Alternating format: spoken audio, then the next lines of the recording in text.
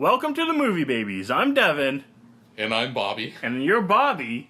You're not Sean. I'm not Sean. Oh my goodness, what kind of time warp, infinity gem... It's an alternate universe or something? Playing a trick. Yeah. I've closed the fist, and look what's happened. We're here with a special bonus spin-off episode. It's the college years.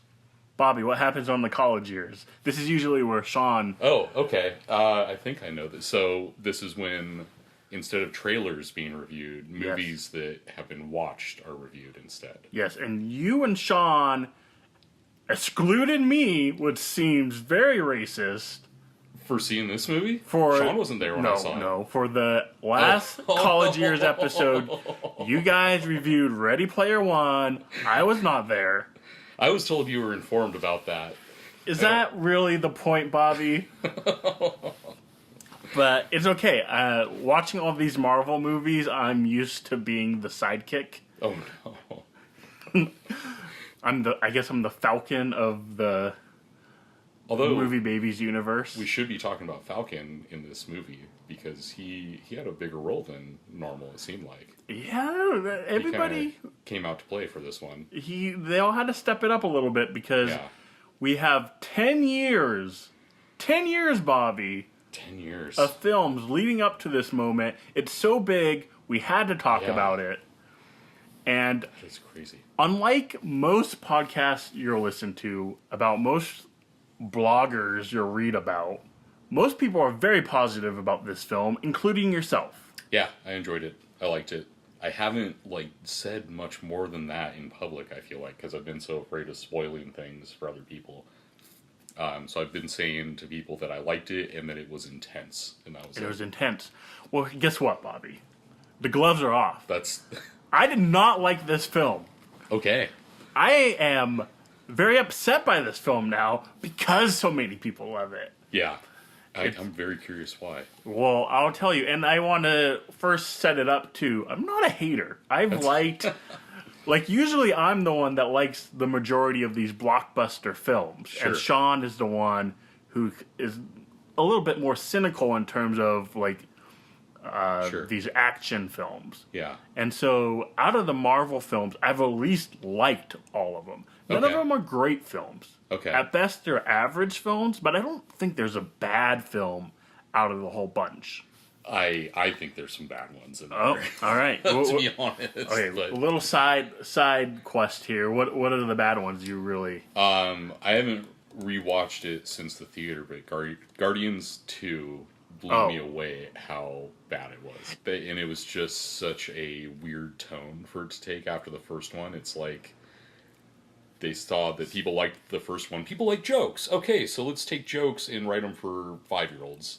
They tried to do character development and it didn't work. Did not work. Which is what we're going to talk about during this episode. Okay. Where they try to do some character development that did not work for me. Sure. I was still entertained by Guardians 2. Okay. And even Avengers Infinity Wars, I was still entertained by it. Okay. These movies are still fun, popcorn, turn off your brain type movies. Oh, yeah.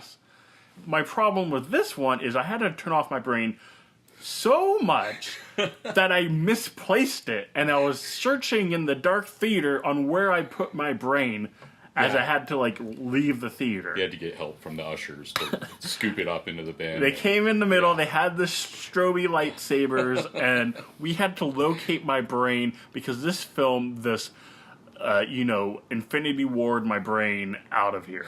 Oh, no. Into ashes. Yeah. I guess we should also warn right now, we're just going to spoil this, so... Yeah, we're going to have to, right?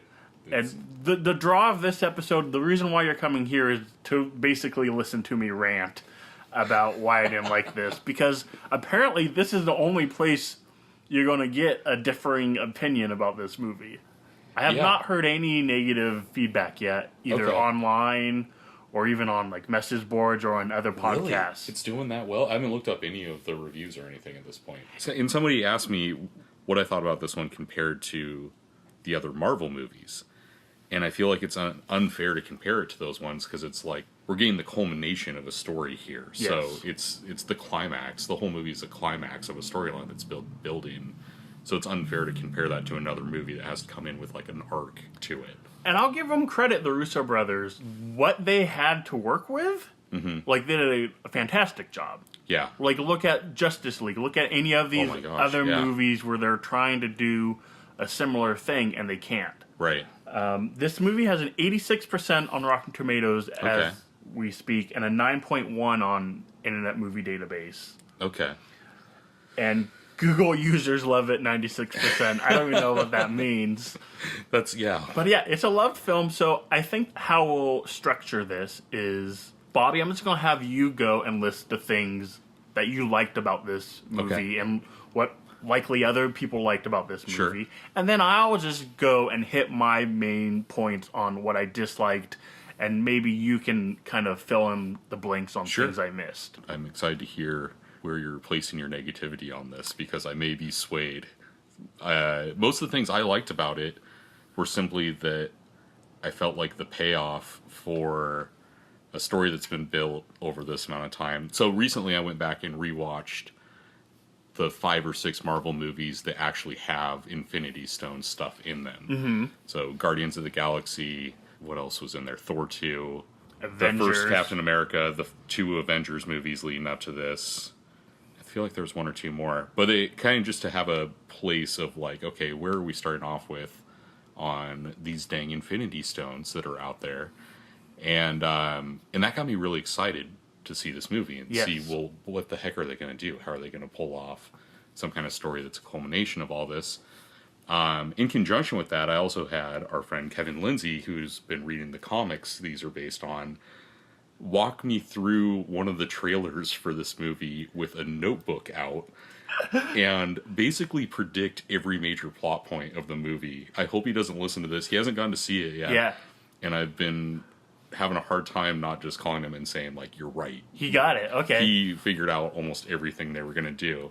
Based off what happens in the comics? Based off, I think, what happens in the comics and just doing some research on his own. He was getting very speculative about what would happen. Interesting. And pretty much nailed. Did he call the Soul Stone? Because the big rumor was that it was going to be in Wakanda. But there's a nice twist with the Soul Stone. That was kind of cool. He didn't get that. His comment on that was, like, that's the exciting thing, is that we don't know where the Soul Stone is. Yeah. And that's going to be the cool thing. But he didn't really have... That was the one thing that I guess that he didn't really have solid ground on. But he called like that the opening of the movie was going to be the Asgard's being killed off, and that the Tesseract was then going to be used to travel, or was it the Tesseract, whatever the Space Stone is? I'm bad at this apparently, but yeah, I mean he got it pretty good. I don't want to say you ruined the movie for me, because I still enjoyed it. Yes, but I was a little disappointed I talked to him at that point as I was sitting in the theater.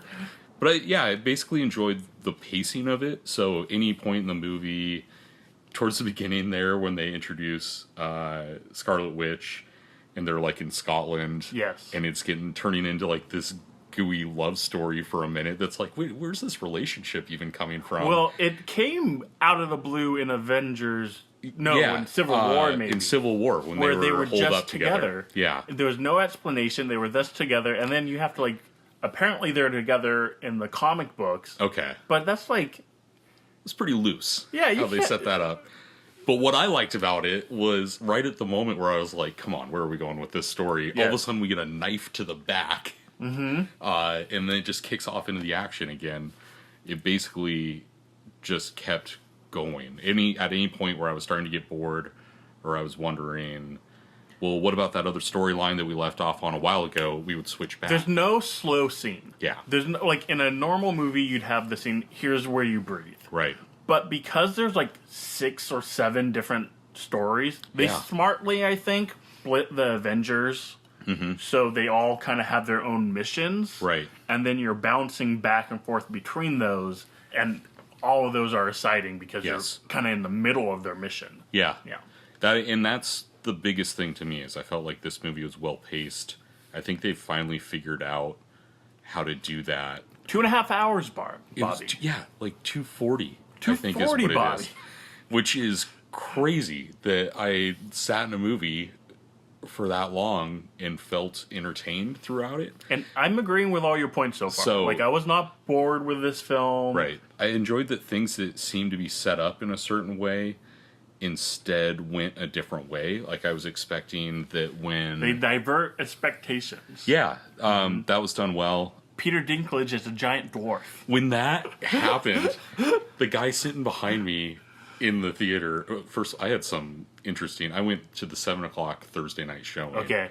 So I was sitting next to some goofballs. Love it. But the guy, when Peter Dinklage pops up, guy sitting behind me says... like, at a normal speaking volume, are you fucking kidding me? Is that Peter Dinklage?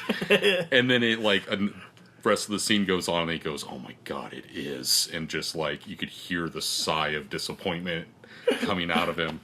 He was the best part of the movie, almost. Which, yeah, I thought he was great. It was pretty cool that. and pretty well done how that all worked out. The woman sitting next to me, who had her kids there with her, was also doing the thing where every single time someone...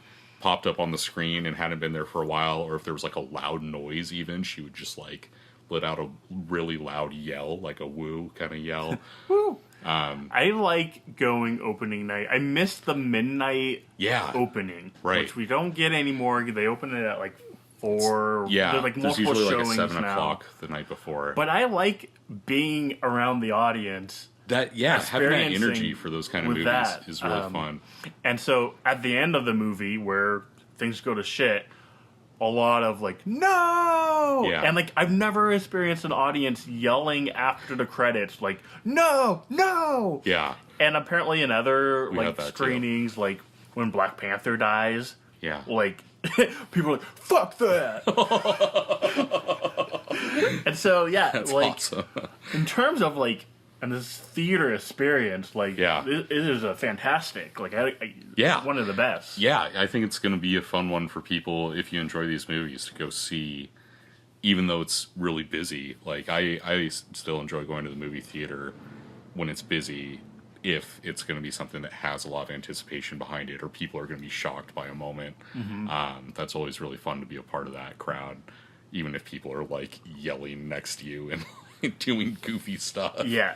I can put up with that for that experience.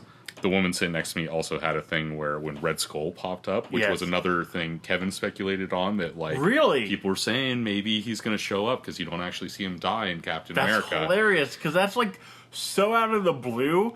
And when I saw that, I was like, fuck, that's cool. And then it's like, again, but then nothing I don't know why it's cool. It's cool because like it's so out of the blue, and it's like, oh, that's interesting, but like, like if you think about it too hard, it's like, what? Wait, why is he there? Well, yeah, it doesn't really seem to be a real reason why it needs to be him, other than just like fandom.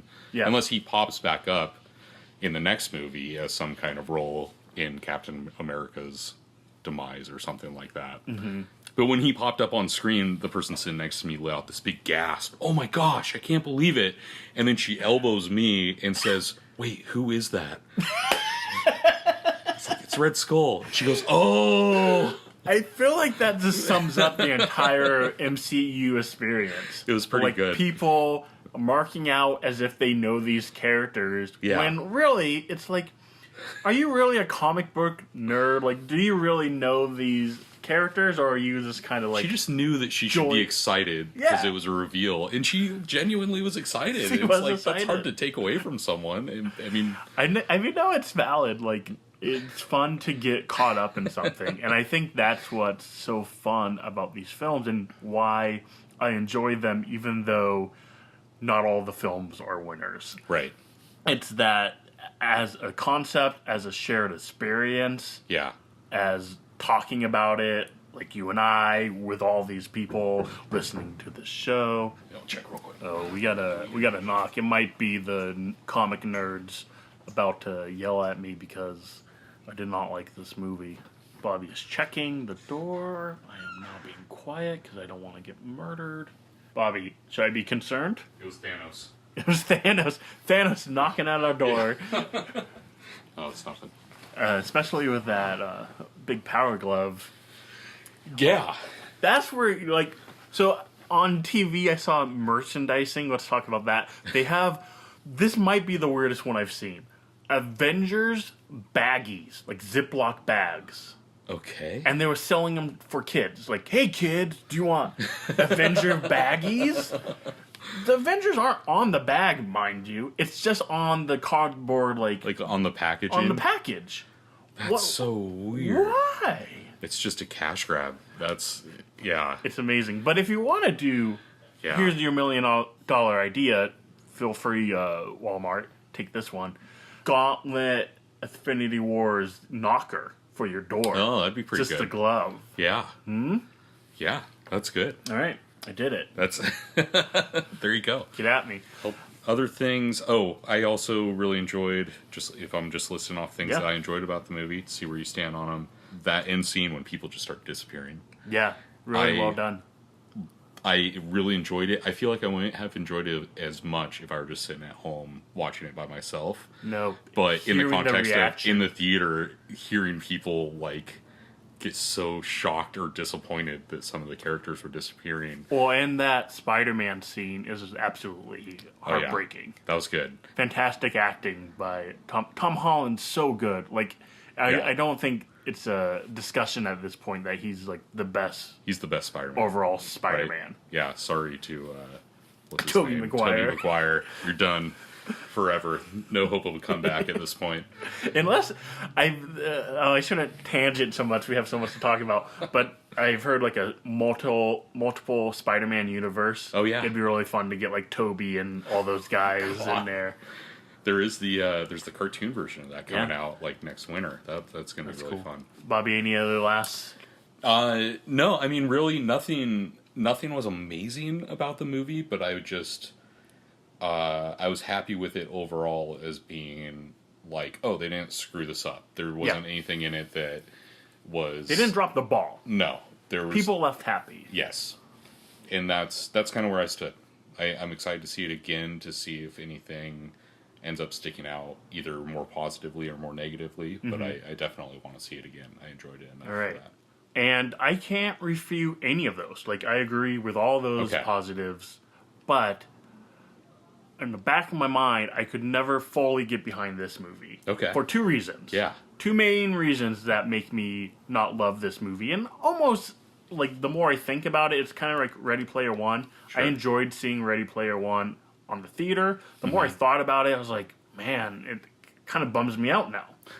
Okay. Same way with this. The more I think about it, the more it's bumming me out, and the more I'm kind of, like, not liking it. Right. So two major problems for me is... it's inconsistent and it's unearned. Okay. The inconsistent is, let's get there. Let's go there first. Let's expand on this. The stones themselves. Yeah. When we went to the theater, they gave us a booklet. Yeah. Explaining all of this shit. One of the pages I thought was interesting was what the stones do. Okay. And the names of them and the powers and the locations, which you think we should know by now. 10 films in. They even like explain it a little bit at one point in the movie. They're like, oh, by the way, this stone is the power stone. This one's the space stone. This is what this do. Yeah. The stones are used so inconsistently. There's no rules on how these are being used. Okay. The biggest example of this is Thanos himself. We get a scene where he's now collected a couple stones that all do powers by themselves that could win the battle. So we saw a scene where he's turning Batista into clay and Mantis Lady into ribbons. Yes.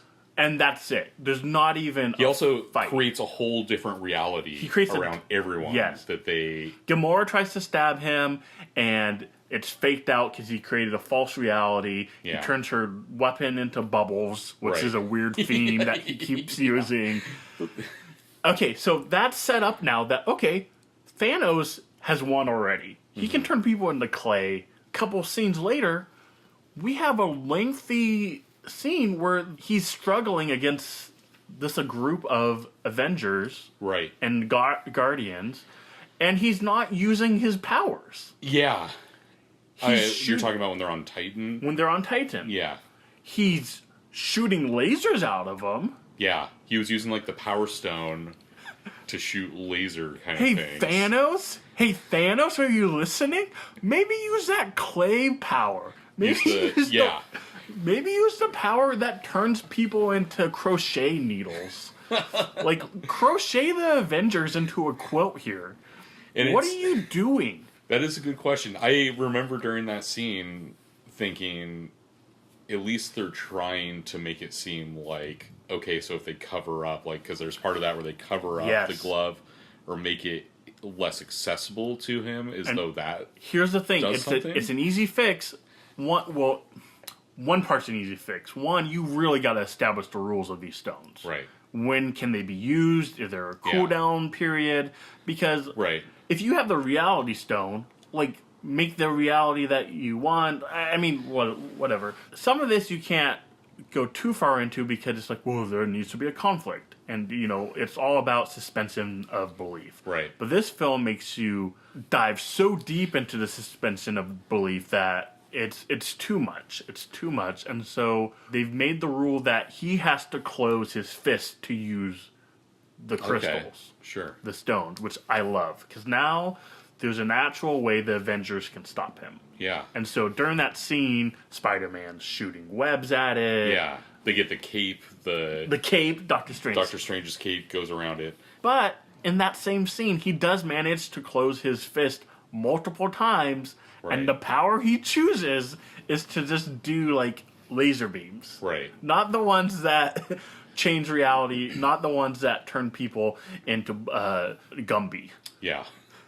And that's another point too, to, like, even before he had the reality stone, they basically said he, at this point, like, it doesn't matter if he gets that other stone. When Thor is kind of laying out what his next step's going to be, it's one of those guys says, like, even with 2 stones, he's unstoppable. Which is another problem with this film. Yeah. The first scene we open up with is him with 1 stone destroying the Incredible Hulk. Yeah. The most powerful person probably in the MCU next to, like, Thor. Right. And he beats Thor, too. So he beats the 2 most powerful heroes in the MCU with 1 stone. Yeah. Why does he need the other stones? Seems like things are going pretty well for you already. Well, but that's not his goal. So what he's driven by is that split of the universe, finding balance in the universe, or creating balance. Which he's doing by going to different planets and kind of wiping people out. Yeah. Seems like maybe just keep doing that plan, because it seems to be working. Like, you can still keep going to other universes and just wipe out half the population. Right. That seems to be going well for you. I think he's become bored with that amount of power. Possibly. Is the idea there. Well, there's no evidence of that in the film context, but no. But yes, that could be a possibility. Yeah. There needs to be context, because maybe if we knew more about him in terms of, like, he says to those Avengers, like, you know what? I'm bored of this. Like, I'm so powerful. I don't even need to use my gauntlet during this. Like, if he's cocky about it. Yeah. If he's cocky and he's like, I don't even need my gauntlet to, like, defeat you guys, Tony Stark and Star-Lord would be the perfect people to, like, talk him into, like, doing something stupid like that. Yeah. That's what they're known for, right? And so if they, like, talked him into, like, hey, big bad guy needing the stone to defeat us, just eliminate that threat right away. It seems like there would have been an easy way out of that. With that fight scene specifically, I assumed he didn't use the reality stone because he didn't think he was walking into a trap. He thought he was walking into his helper guy bringing the time stone there. But I spent the whole time during that fight being like, why isn't Doctor Strange... got to get that stone out. Okay, so now let's jump to this. This is what I like to call the Doctor Strange problem. The problem is we brought Doctor Strange into this at all. It really is. He has arguably the most powerful stone there is. He's already defeated a god in his movie. He's defeated a god in his own movie, yeah. Right. He has the power to control time. Yeah. Hey, remember how Thanos has all these stones? Why don't you rewind that? Yeah, just go back, right? And the problem with this film is in any other movie, they would play up some sort of, like, butterfly effect. Yeah. Where Strange is worried, like, oh, I can't misuse the time stone because last time Ashton Kutcher will die. Because the last time I did that, I lost my wife, or this happened. Like the Flash TV show does a better job than this $5 billion Marvel movie of explaining why the Flash just can't go back in time and save his mother. Okay. There's no reason why Doctor Strange can't use the time stone. Right. He has it in the first scene of the second scene of the movie, I think. Yeah. Where he's fighting some of the henchmen. Yeah. He's barely using that stone. He used it once. He used it to freeze the ship. And then that was it. And then he tried to use it a couple other times, and guys would tie up his hands so he couldn't do his little magic. His little magic moves to open the eye of the, which seems like a clunky device, right? Yes. How about we speed up the garage door opening on that thing so you can just use it. And there's no moral obligation of Doctor Strange not wanting to use it. There's no cooldown effect where it's I can't use it all the time, guys. And so that's, to me, one of the biggest issues is Doctor Strange has the most powerful stone there is. Yeah. Maybe the reality stone as well. And so it makes no sense why they don't use it. There is... Sorry, I don't want to cut you off there. No, go for it. There is one theory that was proposed by a friend of mine I saw this movie with about why he gave up the stone. He mentions that because he was meditating before the fight, that he saw 16 million different scenarios, and there's only one where they win. Mm-hmm. And so the one where they win is the one in which he gives up the stone. Which is an okay theory, except for that reveal when he does that is halfway in the movie. Right. Before he's already doing these fights, before he already knows about Thanos. Right. That only limits it up to that point. That only works if that's the first thing he does. Hey, Doctor Strange, Thanos is coming. Oh, really? Let me calculate. Let's backtrack that. Yeah, let me calculate our odds here. Oh shit, there's only one way we can win, and the way we win is I can't use my stone. Mm-hmm. That's a fine idea. On what if you want to eliminate that is it a MacGuffin or MacGuffin, the crime gem? If you want to eliminate that continuity error. Yeah, well, this is why problem. Yeah, problem of being overpowered. It's D&D. Sometimes you give your player a +2 sword and then realize, oh shit, they're running through all my goblins. Very relatable podcast here. If there was some reason why he couldn't use the stone. Yeah. I was confused about this, too, with that theory. I heard that theory. He saw the timelines. Mm-hmm. My first reading of that was he, rendered all the probabilities, and it was oh, you survive only 0.1% of the time. Right. But he doesn't know what that is. But for that theory to be true, your theory and a lot of the other people's theory, then he had to see not only 14 million timelines, but he has to remember the one he did win, and he has to remember every step that plays out. So, I mean, I guess that's possible, but... Which is interesting. I'm not remembering now, they were all stuck on Titan at the end of the movie, right? Yes. So there was no... How they get off. There might be a spaceship, who knows? Yeah, just thinking for that final battle or anything, there's nothing else. If he did actually see what needed to play out for that one reality to work where they win, his only role in it could be handing over the stone. Handing over. And if he did, because again, he knows he did that before the fight. Right. If he has to give up the stone, do that before you're, beating up your crew there. Unless that's also part of it. First, my Iron Man has to get his ass kicked for 30 minutes, and then I can give up the stone. Yeah, it has to happen right at the last minute. Yeah, so pretty clunky. Okay, I'm with you on that. So those are my stone problems. And Vision. Vision has a stone. Right. And here's one of the main plots of the film. Thanos gets all the gems, and now he just needs Vision. Right. They're trying to destroy Vision's stone gem, so he doesn't have all of them. Yeah. But it seems like he's already won with 5 gems. Yeah. It seemed like a pretty inconsequential plan. Yeah. I was now he can't snap and make everyone disappear. Now he has to let's think about it. Yeah. Because he has a reality stone. He just has to wave his hand now versus Right. snapping his fingers.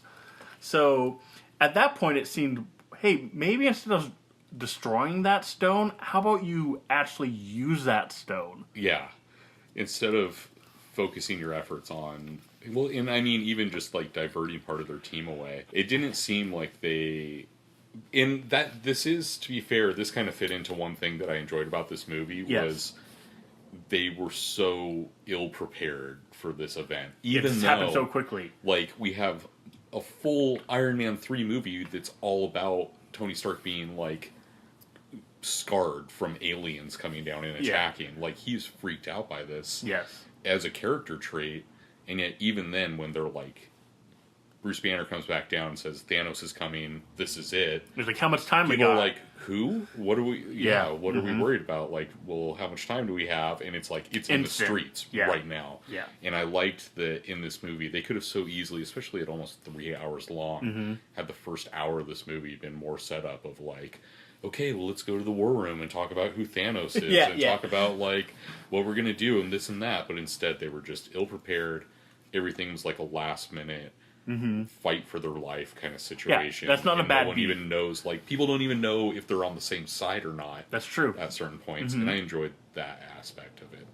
And lastly, so the last part of Thanos' plan is he needs Gamora.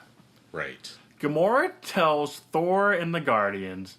or specifically Star-Lord, hey, Star-Lord, you need to kill me if Thanos gets me, because I know the location. I'm the only person in the world, my sister too apparently, but I'm the only person in the world who knows the location.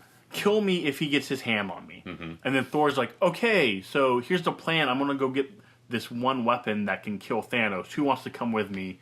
The Guardians are like, no, we're going to go to Thanos. Yeah. And like, and Gamora goes, should I go to Thanos or should I go away? I didn't even think about that, but that was not a very smart move on their... Gamora goes to Thanos knowing, after the information from Thor that he can kill you without any gems, without any stones, knowing that if he gets her, it's over. Right. And knowing that Thor's plan is to get a weapon that will actually help. The Guardians are like, let's split up. Yeah. And Gamora's like, I want to go to Thanos. Okay, so what was driving the split up reason there was basically driven by that, like, Star-Lord was... a cuck. To use Keith's term. I won't use that term. Yeah, I mean, he was feeling underwhelmed about himself in the presence of Thor and was trying to be impressive and saying, well, screw that, we're going to go kill Thanos. And you go find your weapon, I'm going to go kill him. And when you say it like that, like, Star-Lord fucks up twice in this movie, then majorly. Yeah, that one, and then where they're about to defeat... He has the mentality of a, like, 12-year-old from whenever he was kidnapped from Earth. Like, that's... It's really hard to redeem him a little bit here. Yeah. No, he's going to have to make up for it in the next movie at some point. But yeah, Gamora just hands it to Thanos. Yeah. No problem. That is pretty weird. It is weird that she didn't... Because she has always been a pretty... savvy character for those kind of decisions in other movies, so it is strange that I did not even catch that, but you're absolutely right. She should have gone with Thor, or should have just exiled herself to some crazy planet that nobody else knew about. Yeah. And then stayed out of the fight. There's no reason why she should not have gone with Thor. Thor is such a dick to them too, which seems weird when he knows the stakes at this point. It's like, no, actually, you guys can, like, I can use all the help I can get. Let's get this. He has had a pretty rough, like, week, or however long it's been, if you consider that, like, Thor 3 and this all happened pretty close within each other. Now let's get to my other main problem, the unearned. Okay. So, the praise that I'm seeing in this film is Thanos himself. Thanos is a more complicated villain, because they kind of give him a backstory. Right. It's a little more... Well, he thinks he's doing the right thing. He's doing the right thing. In his mind, this is doing the right thing. He's helping people, but he's doing it by committing genocide. Not an unfamiliar story in history. That's the problem. So I like a complex villain. Yeah. It feels unearned in this one because, one, his plan has flaws, Right. first of all. Besides the fact of the flaw of, like, let's kill a billion, like, half the population. There's some more, even if you did buy into his reasoning, it still doesn't make sense. Right. And two, yeah, like, at this point, a complex villain who's like, I'm sacrificing for the greater good is not interesting anymore. It's not Right. complex anymore. It's a crutch at this point, Yeah. basically. The last complex villain I saw, at first it was like probably Loki. Okay. It's kind of really the first Marvel villain that had some Right. heft to him. Sure. And then the last Killmonger in the Black Panther movie. Okay. Did you see that one? Yeah. I feel like they did a nice job with him where you can sympathize with him. It's not about him doing the greater good, even though Right. he wants destroy and hurt a lot of people. Yeah. He's not justifying it. Well, I got to do the greater good. It's like his history has It's that shaped him into that person. has shaped him into that, and you see that. Yeah. You don't see Thanos' story here. It's showing, not telling. Right. And the main part of his relationship is with Gamora. Right. And we're told he loves her. Yes. And that's proven during the Soul Stone scene where he sacrifices her Right. because he genuinely loves her. Why? Why does he love her? I don't know. Why does he... Yeah, why does he... Because he has many daughters in the story that are, like, kidnapped. Why does he love Gamora over Yeah. Robot, Right. Amy Pond? Yeah. We don't know. No, and, I mean, he, at times, complimented her on things where it's like, oh, you always were, like, good at strategy and at fighting and battle and things like that. But there's no, I mean, those aren't reasons to, like, necessarily go so far as to love somebody. Yeah. And it's definitely not like a romantic thing or anything. Like, It doesn't feel like he loves her like you would a child. Right. It seems like there's a flimsy argument that you can make that he loves her because he sees himself in her, sort of way. Like, Sure. She's strong and she's smart and she's a badass. Yeah. I'm those things, so I guess I love her. It's like, It is interesting. but they played it up like he loves her, like you and I would love a daughter. Right. Which I think is a fantastic story. And I will say this about Thanos. I did love him in this movie. He's probably the best part. But his reasoning is so unearned. And it's flimsy. I mean, that is and I honestly do not know from the comics the backstory on Thanos. Oh, we'll talk about that. If I you got know that, a little bit about that. Cool. And Why is he purple? that I don't Where does know. he come from? That I think it's because he got that Power Ranger Ivan Ooze on him. Oh no. So I do like that Thanos has this relationship with his daughter, and he really loves her. That's such a great twist. Right. And when Gamora is like, it's not going to work when you throw me in there because you don't love anything. Right. And the fact that, oh, I do love something. It's you. It's such a great moment. Right. And it would be so much more powerful if it was... If we knew why. If we knew why, and if it was actually earned in that regard, because even in this film, it undercuts their relationship. We have a scene when they are together by his throne, and she's like, I remember being here, and I would tell you I hate you every day, and how much I hate this, and how awful it was. And he's like, yeah, I know, I remember that too. What? That's not love. Yeah, that was great. I remember those days too. Yeah. So you hate the chair, you hate the room, you hate everything. You see why you love me? The only scene we see with him being loving towards her is that when he first captures her, and he kind of shields her eyes from him he's slaughtering her people. people. Yeah. And so I feel like if you want to make that story work, they needed to have like a honeymoon period where they both actually enjoyed each other. Maybe he's shielding some of his bad stuff towards her. And so she thinks he is a good guy. Like, Thanos is the sweetest dude towards me. Right. And you guys are talking shit about him. What do you... Like, she's isolated from his true nature of, like, slaughtering people. Sure. And then there comes a character change where she finds out about the true Thanos, and that causes her to... Like, To rebel. Rebel. Now, we do see a moment in the movie where Thanos says that he likes Star-Lord after he pulls the trigger and the bubbles come out of the gun. Yes. Which, okay, so it could be that he likes Gamora because he sees that she's willing to sacrifice whatever it takes to get what she wants. Okay, what she thinks is right, like which that. is what Thanos believes of himself. And the only reason I'm bringing that up is because we see that he says, and it seems genuine, that he says he likes Star-Lord when he sees that Star-Lord would pull the trigger to kill Gamora if the intention for doing so was for a good reason. Now, Bobby, would Robot Amy Pond not do that same thing, though? Because it seems like she would also do that. Yeah, it seems like she would. And Thanos doesn't love her? What has he seen Gamora do that exhibits that to the level that he would love her instead? I don't know. We don't know. I think that's the implication there, is that, maybe we'll get like a 6 hours director's cut and there's a bunch of childhood scenes or something. But no, I agree with you. There's something to that relationship that we weren't shown. At the end of this podcast, I would like to do like quick fixes that will fix some of these problems. Okay, sure.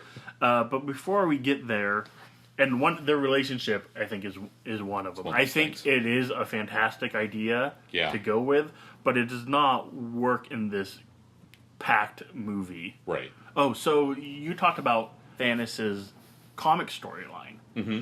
So I'm so disappointed Marvel didn't go with this storyline, because it's one of the most unique villain stories I've ever heard. Okay. The reason why Thanos wants the Infinity Gauntlet in the comics, and I haven't read it, but I'm kind of like a Wikipedia comic nerd, where I haven't read all the comics, but I know a lot about them because I find them interesting, and I'll read about them and all that sort of stuff. But I don't want to get my hands dirty and do the actual work of reading them. But Thanos' story is that he's in love with death. Okay. And the reason why he kills and murders is he's constantly trying to prove his love to death by murdering these people. Whoa, that is dark. And right? And so there's he's constantly trying to prove himself to her, and death is death. And so it's not how do you win that? How do you woo death, right? And I just think that's such a fascinating idea. My pitch for that would be what if, again, I haven't read the comics, what if you open up with Thanos' mother dying, right? Being taken, his world getting conquered or something, and his mother dying, and then there he sees this beautiful figure, and it's death. Sure. And maybe death takes pity on him, and explains the beauty of death. Right. Even, because there is you Lion King it. Sure. It's all part of the cycle. Yeah, it's all part of the cycle, and maybe that connects with him, right? Yeah. And so now he's he's fascinated by death. Sure. And there's kind of that weird subplot going on, and so then growing up as a boy, Thanos is one of those he's killing cats. That's he's smushing bugs, right? Like a Jeffrey Dahmer route. Exactly. He's experimenting with humans, seeing what will bring death, and she never comes, or he keeps missing her or something. So it just seems that would be such a unique storyline. Yeah, that would have been interesting. We're kind of instead given they're almost trying to make it seem like we got a cat in here. A cat on the loose. She heard my comment about Thanos killing cats. It's almost like they try to make it seem like he doesn't want to kill anyone, but it's a responsibility that only he the greater can fulfill. Good. The greater good. Yeah. I remember him as a kid reading comics, being a character that was very mysterious. and I don't like. I think just because I didn't read the comics that actually had him in there, but it was always like he was one of those mysterious like space characters that didn't show up very often, but when he did, well, and I like that, and I almost wish. Yeah, we'll get to that. Yeah, okay. I do want to comment about that because I do think they could have used him even more sparingly, right? In terms of combat wise, and making it even more effective. Between now and the next movie, we have Ant-Man and Wasp Woman coming out. Very strange. And then, and I saw something today with a theory on that. Okay, so that brings me up. So going through my notes and you bringing that, another inconsistency. Where's Ant-Man? They hand wave Ant-Man and Hawkeye saying they're under house arrest. Yeah. So they can't participate in this battle for all of the universe. For the entire universe. And again... That's so weird. Here's the weirder thing, and highlighting the inconsistency.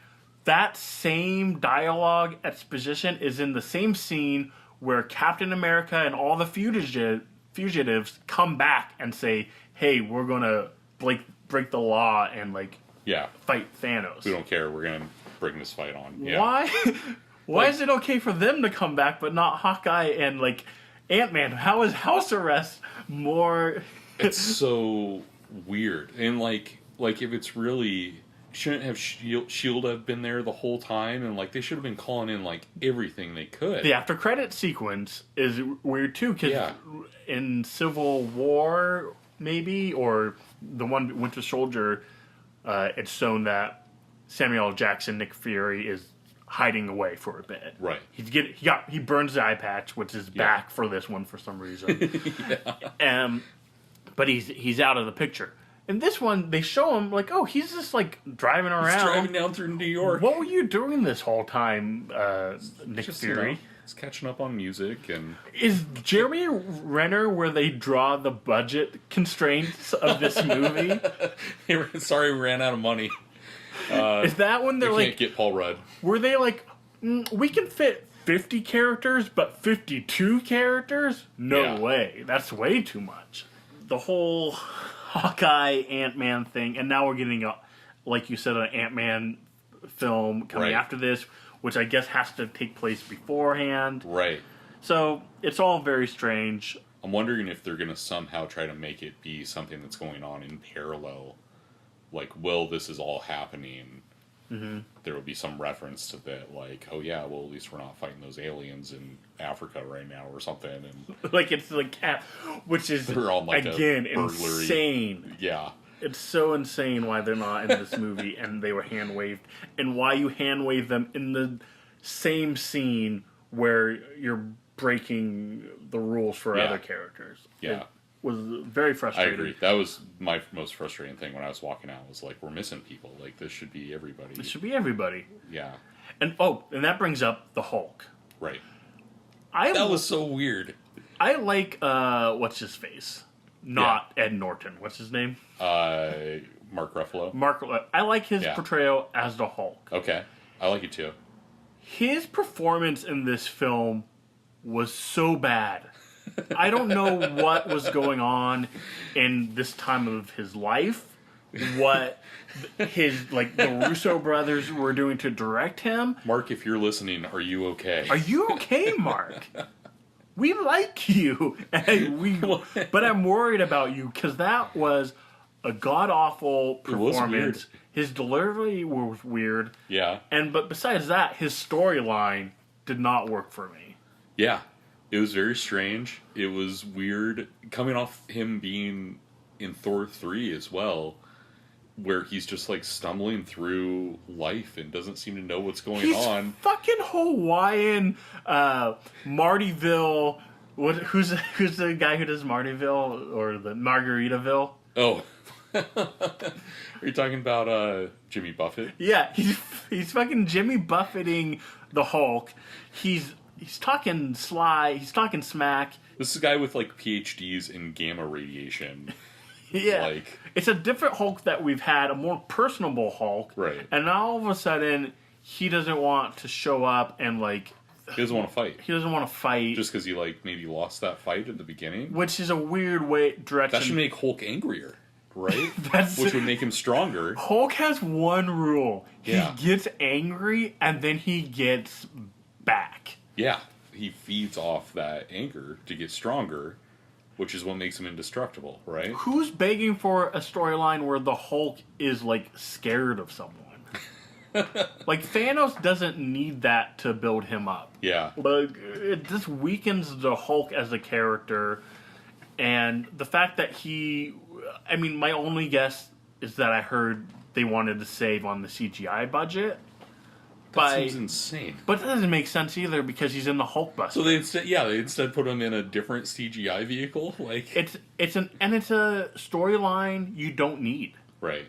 Like, it's just an added storyline, character development you don't need in this movie. It seemed to me like a gimmick to make it so that, if you've got Thanos, even though we see him beating the Hulk on the spaceship in the beginning, yes, if you have in that end battle, you have Thor there, and you have Captain America, and you have Black Panther, and you have the Hulk, and all these characters that on their own are, like, incredibly strong, but you also have the Hulk just smashing Thanos like crazy. Mm-hmm. That would have been too easy. Like, it would have been too unrealistic, I guess. Sure. Have him added in that mix as another character, and not just having them beat Thanos. But I mean, I guess, but they showed it in the first scene of the movie. One of the biggest problems I have with this whole universe and how it's built up, and I think this is because when I read comics as a kid, I also collected, like, the cards. Oh, and fun. you get the cards with, like, stats on the back. That's where it's cool. like, this person has a strength of 7. Power but levels, intelligence yes. of whatever. And the inconsistency in these movies of who, like, where those levels stand is constantly driving me nuts. Yes. Where it's like, you have situations where it's like, okay, so Thanos just, like, totally destroyed the Hulk. Yes. Easily. Well, also, the remaining Asgardians were, like, dying at his feet, and Thor and Loki were being destroyed. Thanos with one gem, one stone, beat Thor, Loki, and the Hulk. Probably the three most powerful. All of the Asgardians. Yes. But then at the same time, inconsistent. And then you have a character like Black Widow, who is just human. Yes. She's just a really great spy, right?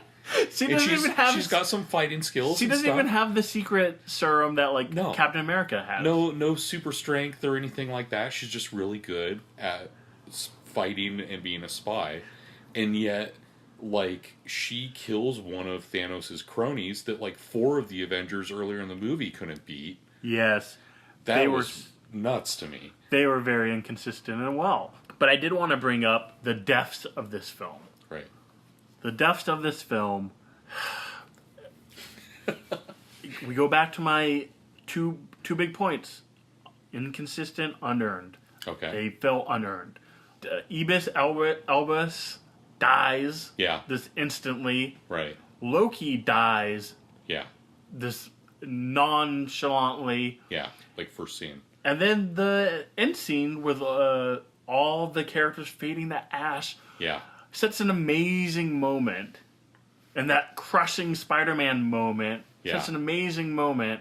It's not impactful for me the way it should be because they've lessened the stakes in this very movie. Right. And a good example of that is with Loki and Thor. Yeah. Someone asked Thor, like, oh, did you lose someone? He's like, yeah, I lost Loki. But he's died before, so, Yeah. Like, he does say this time it seems like it's real. This time it seems like it will, but who knows? But you honestly don't know. But he's pointing out the fact that, this is what Loki does. Like, this is what Marvel does, He's a trickster. I guess. Yeah. But it undermines, you're setting the stage here, right? And you're kind of undermining Loki's death and the later deaths if that's what's going to happen. Mm-hmm. Another way the death scenes are undermined is they finally get the stone off. Yeah, they finally off Vision. How did that work out? So Vision tells her, like, just do it. Now is the time. Like, you have to destroy this. And so she does, and it kills Vision. But then Thanos uses the time stone to, like, reverse just that part of time. And then he just rips it off Vision's head and, like, destroys him. So the problem with that scene is right after that scene, he snaps, and all of our favorite Marvel heroes die. Mm-hmm. Guess what?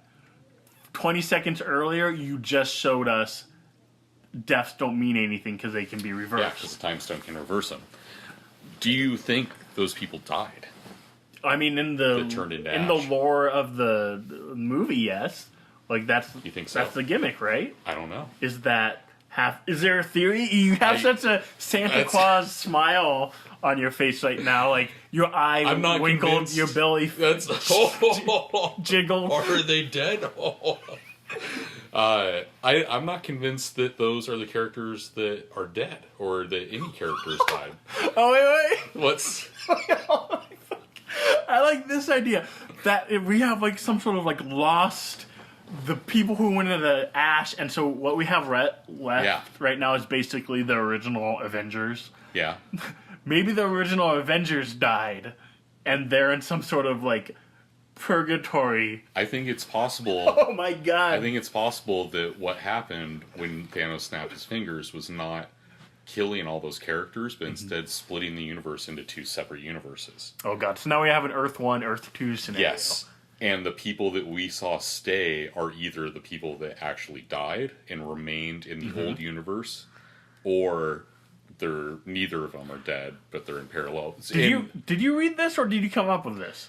No, this is something we talked about. I saw this movie with my buddy Eric, and he suggested that when we were walking out, was that the people we got left with were the people that were actually That's dead. Such a fucking great idea that if it doesn't happen now, I'm going to be very disappointed. Well, and here's the thing. Like, we know there's a new Spider-Man movie coming out, and they're not replacing him. So, we know there's a new Black Panther movie coming out, and although I hate to say it with the lore of Black Panther, it would be easier to go to a new actor with that because they can just they can get a new Black Panther.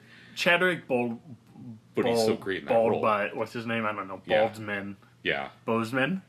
I don't know. I don't remember. Chadwick. Yes, that's a great Black Panther. I would really be. However, we do know that the guy playing Captain America has repeatedly said he's not doing any more of these movies, and his contract is up, and he remained. So that's what's weird. Like, so the film.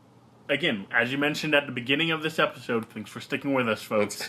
The film does a good job diverting expectations. Right. When you go into this movie, you're going, okay, well, people are going to die. It's going to be Iron Man. It's going to be Captain America. Mm-hmm. It's going to be some of the original Avengers to make room for new people. And, like, all those people in the comics have, like, backup Captain Americas and Thors and all that. So that makes sense. The movie subverts that by leaving them alive, killing off people we didn't expect. The problem with that is it undermines it, Bobby. You undermine the death when you know they've already announced a Spider-Man movie. Yeah. They've already announced, I'm pretty sure, a Black Panther movie. Yeah, I think so, too.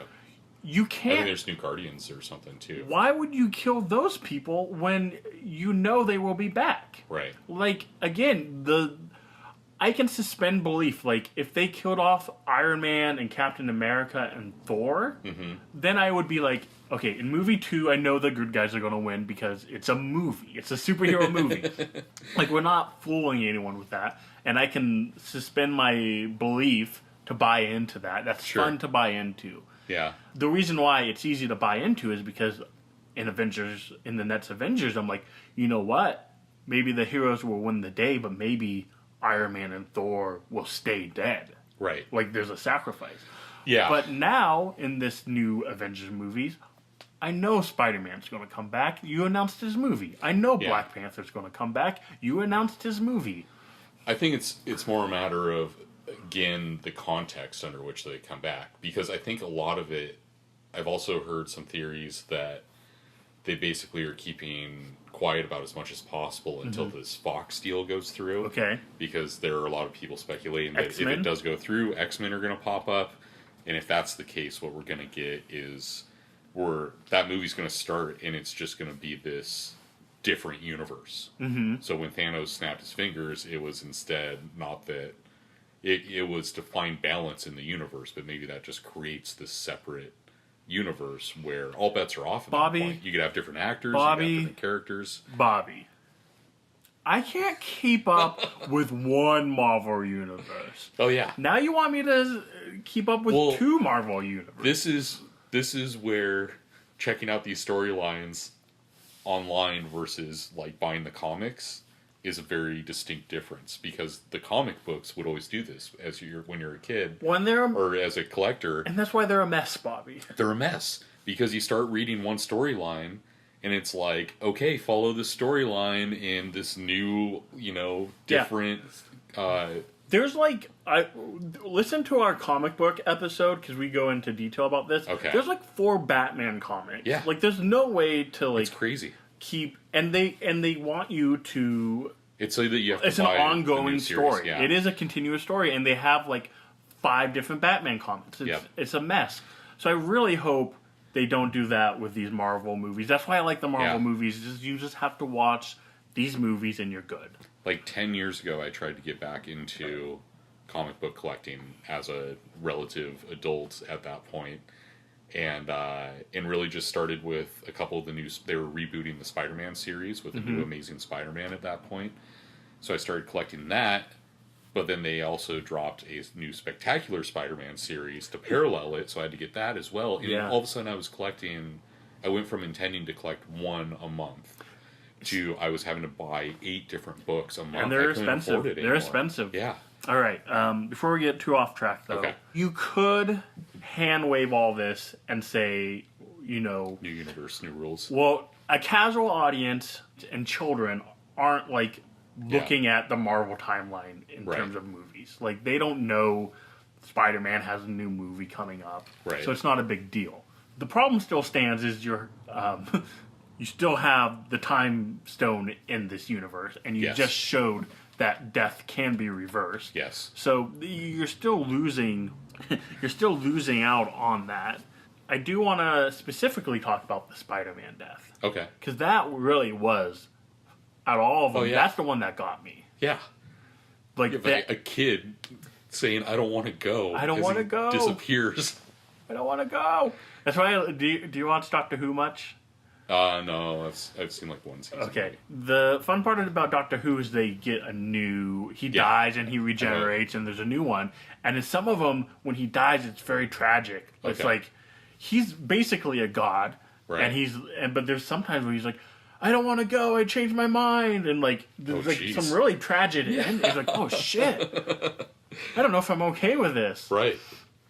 And that's what the Spider-Man death reminded me of. This like Peter not being ready to go, and it would be so tragic. Except, again, we know it's not real. It's what's unearned.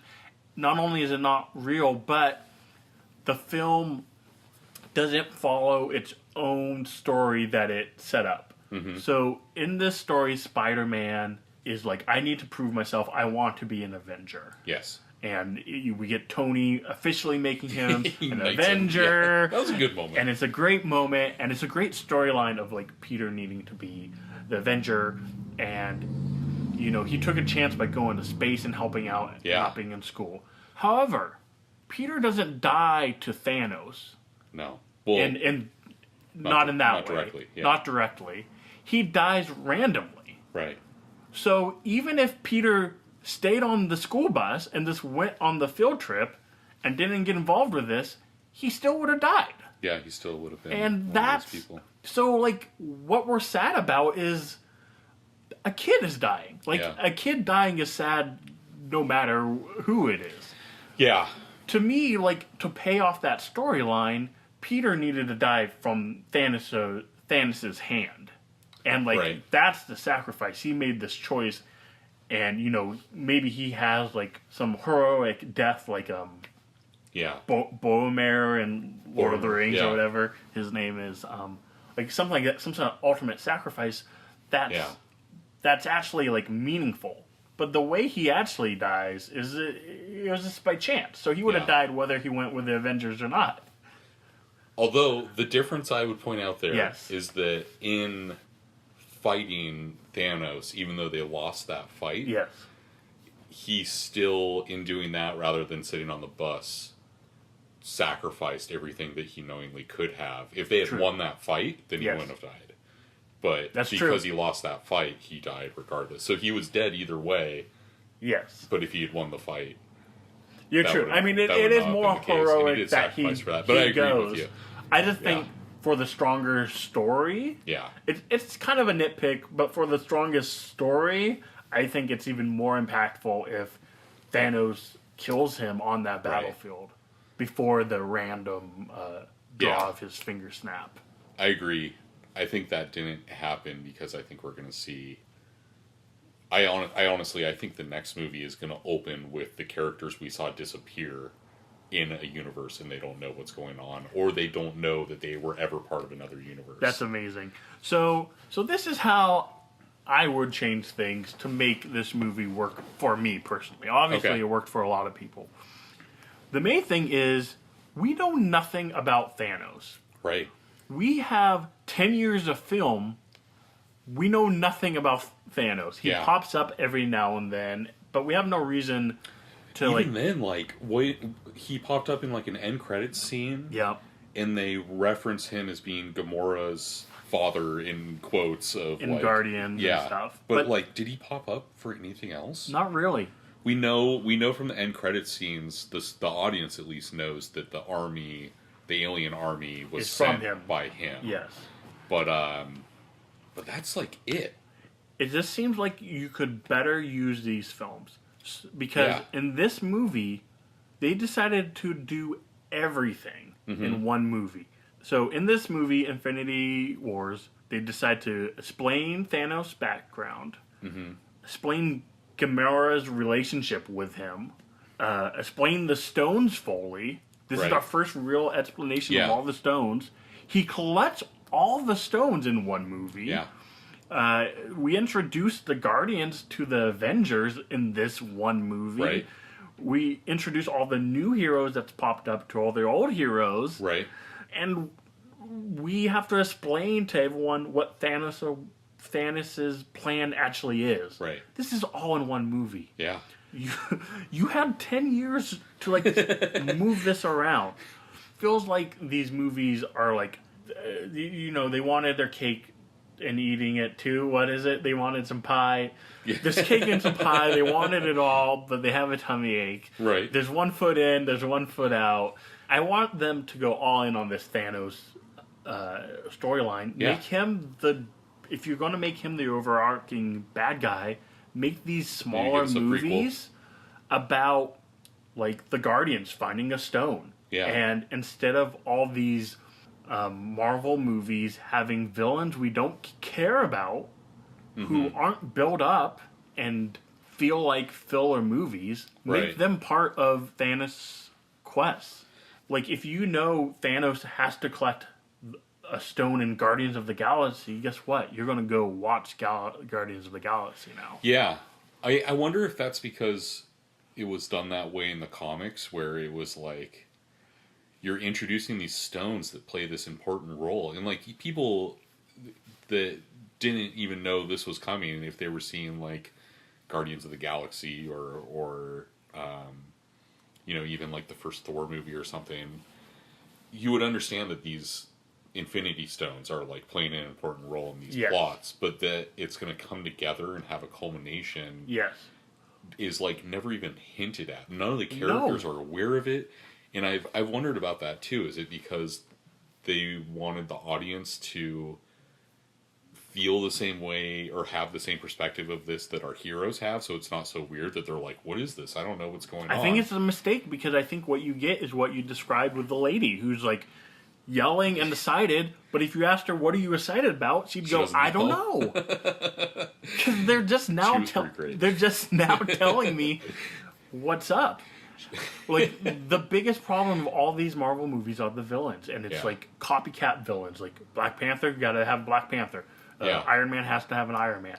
Instead, make them stone collection movies. Thanos may not be directly in there, but in the Doctor Strange, let's take that movie. Yeah. He's fighting another god, which already undermines Thanos in some way. Right. Strange can be a god by himself. Yeah.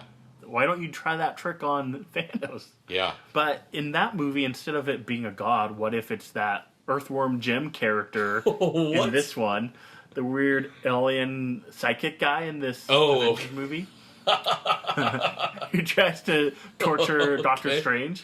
Yeah. Who was the best henchman by far. Yeah, he was really cool. What if he's the villain in that first Doctor Strange movie and he's trying to steal the time zone from related. Yeah.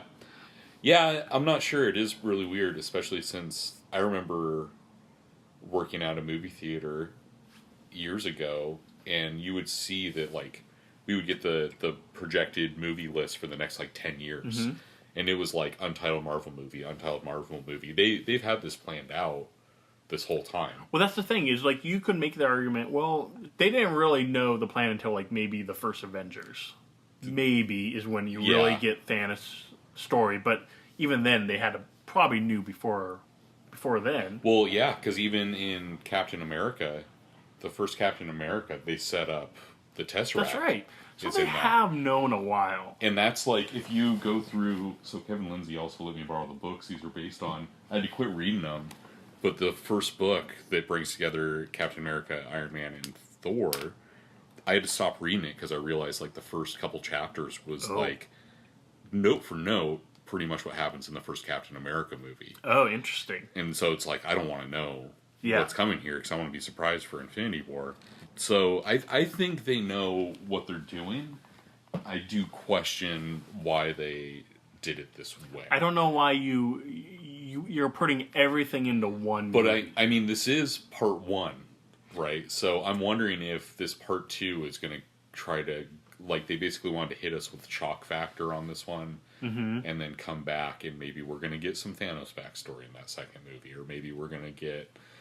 You know, I still don't understand the reason for them keeping everything so isolated. Like, you could argue, like, oh, we want to make the film standalone, which isn't really true. Right. And two, I think you can still do, even if it's about, like, capturing the mind gem. Like, you can still make that a standalone movie. Yeah. It's his henchmen that are the bad guys versus Big Iron Man. They kind of did that with Avengers, but it was just like... It's like nobody knew that those were his henchmen except Loki. Yeah. And it's like maybe they were too subtle in how they delivered that. Honestly, I just don't think they had that planned out. I think like they were still working on what Thanos would be like, what his story would be like. And so then it was like, well, we'll just save it all for the Avenger movie. Sure. And it also, my fix would help kind of origin story fatigue. Like, sick of all these origin stories.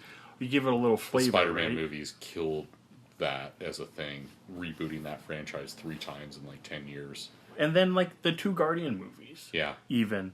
That would be perfect to have that Thanos Gamora storyline in it. Because, again, they fit that whole storyline in a 2.5-hour movie filled with all that other stuff versus, like, 5 hours of, like, Guardian of the Galaxy movies. They could have, like, specifically used that in. And then, especially in Guardians 2, there's so much, like, father-son things being addressed between Star-Lord and his father. It seems like they could have paralleled that really easily with Gamora and Thanos. How fucking great would it have been if Guardians 2 was, like, Gamora was the main star? That would have been amazing. We saw Star-Lord as leader and focusing on him. Let's focus on Gamora's story now for Guardians 2. That would have been so cool. I would have liked it so much better. That's a little bit like backseat quarterbacking. Yeah. I think that's the term. So if I couldn't do that, let's say I can't touch the other movies, I only have this movie, and I can't change Thanos' story to like that cool death storyline. Okay. Let's give me some rules here. Okay. If I can only use like kind of the same structure for this movie, I still think you can fix it. Okay. Number 1, you have to start this movie with Thanos and his backstory. Okay. I think you make this Avengers Thanos, which it is kind of, but I think you just lean into that more. Yeah. Where you start off with Thanos as your hero. Right. Where he's finding balance. Yeah, he's creating balance. He's creating balance. The problem with his plan of cutting the population in half, we never know why that works. Right. Why would that work? Because Thanos, that's not how babies work. Like the problem's going to pop back up in a few more years, right? Yes. Like people will repopulate, and then you have the same problems. Yeah, he's not putting in any infrastructure. And that's the easy fix, right? Yeah. It's not that Thanos is cutting the population and then putting in his government, and he's like, I know how to rule you the right way now. Yeah. And that's bringing peace and paradise. Because he tells Gamora he cut her population, and then it became paradise. But why? How? That's because they had to spend the next few years burying all the dead bodies. And so no one was horny. Yeah. So they just never did it. Everybody was so bummed out that they didn't make any more babies. In my version, in his story, you see him doing his plan of like cutting populations, but it's actually working. He kind of has like a 1984 Brave New World, like we had to take some freedom away, but it actually working. And I think you play it up too, that the people there don't feel oppressed. Sure. They actually do like this new life. They like the fact that they don't have to worry about these problems. Yeah. There's a scene where, again, Thanos hides Gamora to the truth of the real violence. Right. So again, I think you do that. Thanos is very loving towards Gamora.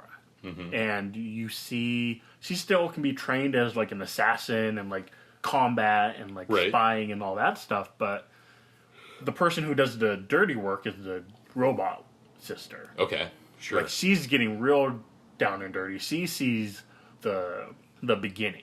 And so our change of this film is when Gamora finally finds the truth. This is nice. America is nice. How did we get here? We had to kill a lot of native people to have this paradise, right? Yeah. She doesn't buy that, and the turn here is Gamora chooses to leave, but Thanos is not mad at her. He's heartbroken that she leaves. Sure. Yeah, and maybe that point's even emphasized with her seeing like a little kid. Yeah. Like her, right? Yeah, she like, could have her flashback moment of like... And realizing like, oh wait, my childhood was actually fucked up. Yeah. And now I have some trauma. Because that's what happens with that trauma stuff is you're like, you live in it for so long, you do kind of become blinded to the reality of what the situation was. Right. Yeah, I feel like that could have been a whole movie on its own. And so then you kind of sympathize a little more with him, and perhaps you learn about his connection with Gamora, that like since his like mother died or his family died on his planet that he hints at, Gamora is really the only other person he's opened up to and was able to show love to. So now we have, when we get to the scene with the Soul Stone, there's actually something behind it. We actually do believe Thanos when he's like, I do love my daughter. Yeah. There's a scene where Gamora kills Thanos in the fake reality. Yeah. And she's upset. Yeah. And he's like, oh, you do care. Yeah. Why that was pretty weird. Why does she care? Because what you've told us, film, is that she doesn't care. That was a surprising turn for me. I was surprised that she seemed upset by that at all. And that she wasn't just like, all right, we're done. Yeah. For the rest of the movie, I think you just cut it to three main storylines. Mm-hmm. One is the Thanos backstory, which leads to him capturing Gamora and the ultimate sacrifice. I think you keep all that. That's great. Two is Thor getting his weapon. Mm-hmm. I like that storyline. I liked that you do kind of need like a MacGuffin item to help the Avengers. And three, the last stand at Wakanda. Yeah. In this movie, there's so many locations. Yeah. And like the Avengers are all split up and we're like fighting here, we're fighting here. It's like, let's just go to Wakanda. And we have the stones. Hey, Vision, you have your stone. Doctor Strange, I guess you have your stone too. Sort of. Like that's still a problem, but we're gonna make a last stand in Wakanda to like limit destruction. Wakanda's the most secured place in the world that we know of. They've opened their door. Yeah. Let's get all the heroes here and let's make a last stand against that's what I was kind of expecting out of the movie going into it was, okay, whatever's going to happen, either the Soul Stone's going to be in Wakanda or it's going to end with Vision as like a last stand, or whatever stones are on Earth. Yeah. It's the last stand Wakanda. I don't think you need the storyline of them sacrificing Vision even. Yeah. I mean, I guess that adds some tension of what, like them defending something in Wakanda. Right. So I mean, I guess you could keep that, but it could just as easily been like the Time Stone, Doctor yeah, Strange's they're stone, just using it. or anything. When you saw this movie, were people cheering whenever the locations would come up?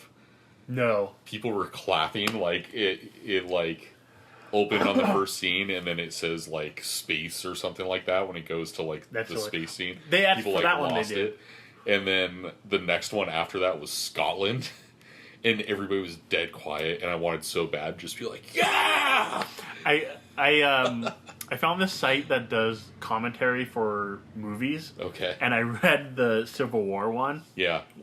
Which is a Russo brother films who did this one, and they did the same gimmick of the cities showing. Oh, sure. And they said when they showed Queens, and Yeah. they're really big letterings too, Right. that the audience erupted because they knew that's where Spider-Man lived. Oh, okay. And so I think they kind of carried over that gimmick. It was like, oh, Sure. let's just keep that. Yeah. That seems to get a It's a pop. crowd pleaser. Mm-hmm. Yeah. Oh, but lastly, so the last thing I would do in my movie Sure. is at the last stand in Wakanda, they're mainly finding henchmen, but Thanos finally gets... He's collected all of the stones from the other places. He finally gets the Soul Stone from Gamora. Right. This is the first time he comes to Wakanda and he just takes them out. Mm-hmm. This is where you do the fight of them trying to keep his glove Sure. from being open, and so that's how you prolong that scene. Yeah. But mainly, then from now on, it's just like he's taking people out. Yeah.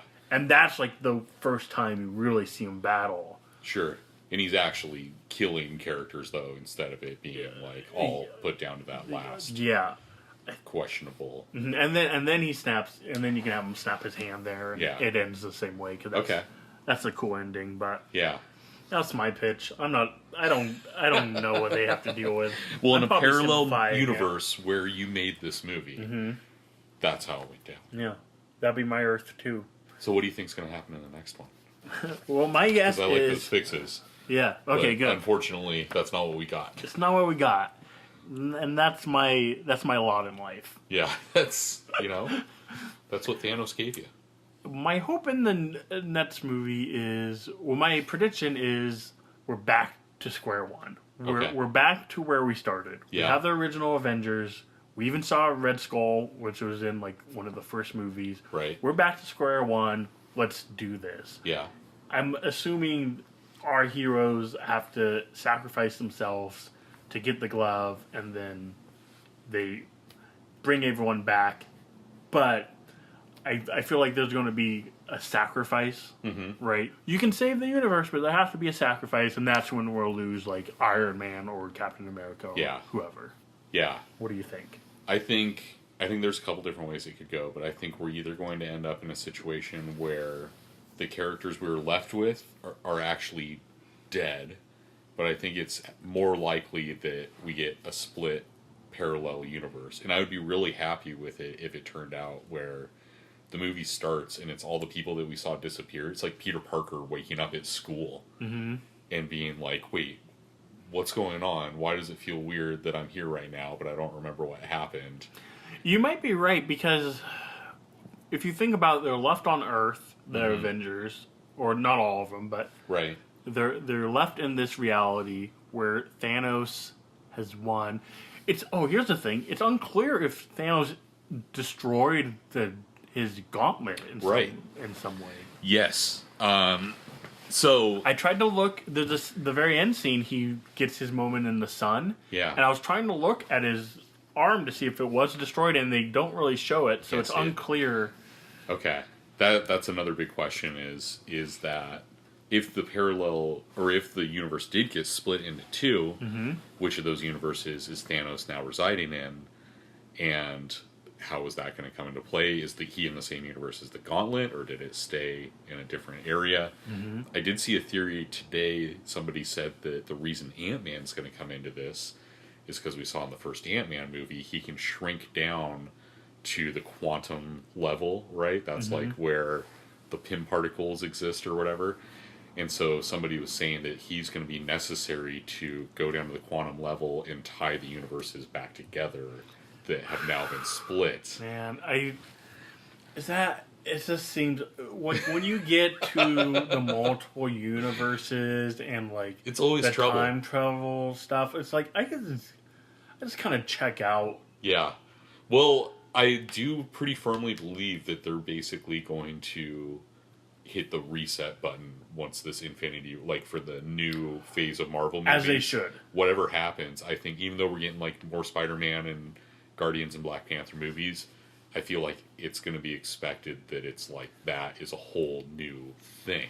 I'm hoping with the success of Black Panther, of Wonder Woman, we finally get some diversity. Yeah. Because what's cool about the comics, which, I haven't read these, but I think it's cool now if you go to a comic shop, the Thor you see is a woman Thor. Yeah.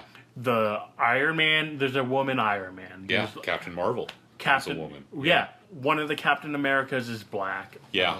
One of the Spider-Men are black. Yeah. Or Hispanic. There's all these diversity now in the comics that we have not yet seen in these films. Right.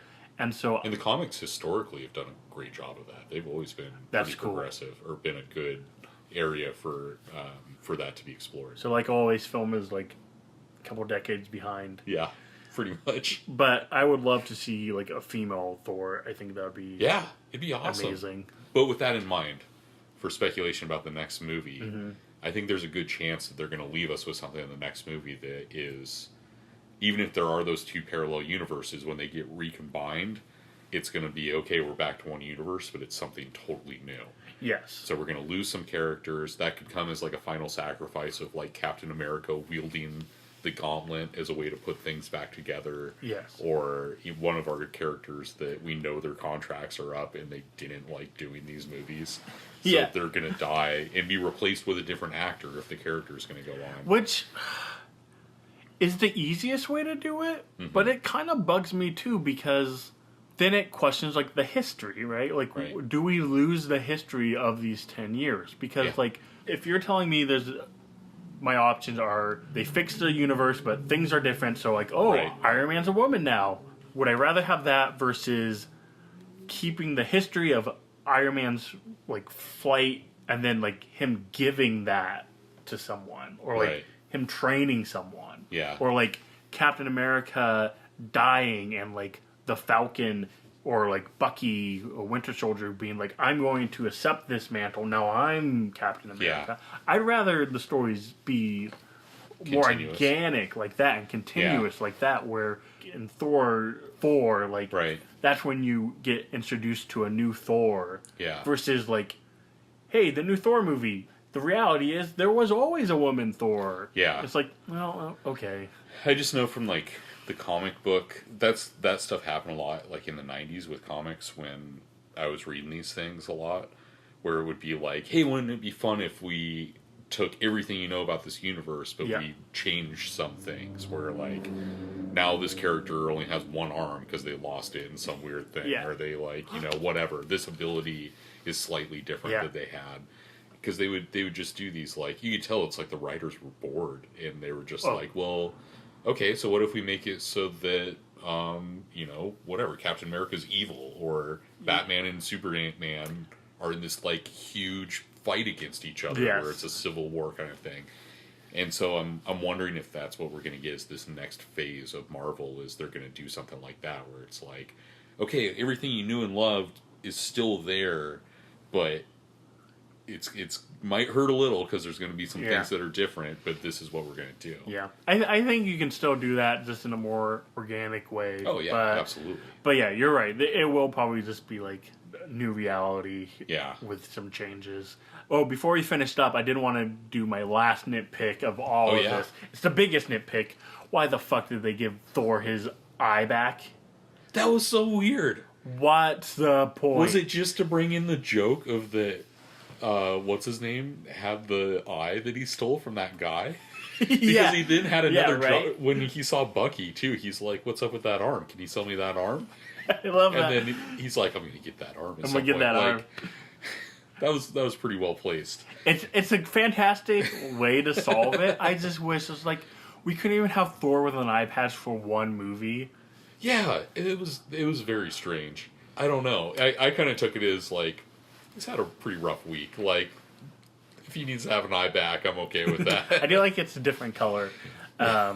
Even though they implied that it was brown because it was Rocket's shit, which is a strange joke to do. Oh, I didn't even get that, but that makes sense. That's terrible. Well, to sum up, I think I'm taking back everything I said. I think that's my one main complaint. Thor loses his eye patch.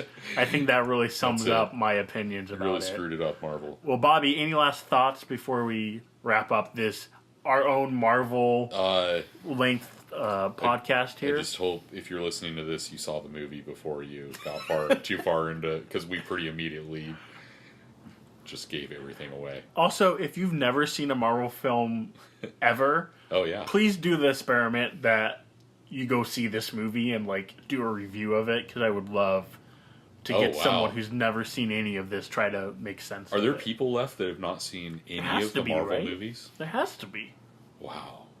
I have not even thought about that. Oh, see? That seems like a parallel universe on its own. Yeah. So that's what we'll leave you on, thinking about that. Okay. That's the real questions left after Avengers Infinity Wars is there anyone who hasn't seen these? And again, thank you, Bobby, for just listening to me rant.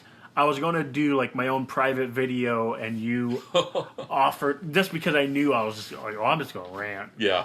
But it was nice having you as like my opposing, like kind of the world view of what this movie is. Yeah, thanks for having me on. I haven't had too much of a chance to talk about it, because anytime I've seen my only other friend that's seen it, we were in a group of people, and it's like we could just like kind of hint at things like, oh, remember this part? Yeah. But didn't want to say anything. And again, it's a fun movie. Like, I'm not saying it's a bad movie. It's still fun. I just have a lot of issues with it. And I would love to hear anyone who disagrees with me. Like, let's hear your comments on this. I would love to start a discussion about it. Also, check our YouTube. I may do a Marvel retrospective of all the movies. Nice. But that would probably be like a video series. So check our YouTube, check our Twitter, and check our website, moviebabies.com. And Bobby, I'm going to test you out here. This is like your can you lift the hammer moment. Oh no, am I worthy? Are you worthy? We're going to find out. So much pressure. Because Bobby, when you don't have time for a 2-minute trailer, or in this case, a 2-hour and 40-minute movie, then you say like some sort of like joke pun or like catchphrase. Yeah. Then you probably don't have enough time to collect all the Infinity Stones in the universe either. Nailed it. Because that's the Movie Babies.